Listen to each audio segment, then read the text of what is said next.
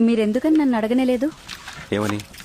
ఏంటమ్మా, మొక్కు కోసం గుండు కొట్టించుకున్నావా, లేదా పేలు చుండ్రు సమస్య, లేదా ఒంట్లో ఏదైనా బాలేదా అని నన్నెవరు చూసినా ముందు అదే ప్రశ్న అడిగేవారు.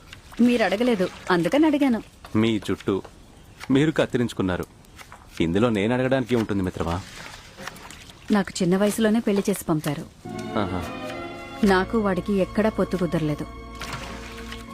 అన్నిటికీ గొడవ పడేవాడు. అందులో 2-3 సార్లు వాడు నన్ను కొట్టాడు. అలా ఒకసారి వాడు నన్ను కొట్టే ప్రయత్నం చేసినప్పుడు నేను తిరిగి కొట్టాను. వాడు నా జుట్టు పట్టుకున్నాడు. కాసేపు నేను కదలలేకపోయాను.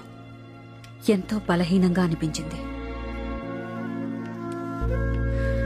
ఆ తర్వాత నేను వాడు బలహీనంగా భావించే చోటు పట్టుకుని పిసికి కింద పడేలా చేశాను. ఒక మగాడికి నా శరీరం మీద అలాంటి అధికారం ఇవ్వకూడదని నేను అప్పుడే నిర్ణయించుకున్నా. ఆ రోజే వాడి ఇంట్లోంచి వచ్చేశాను. జుట్టు కత్తిరించుకున్నా.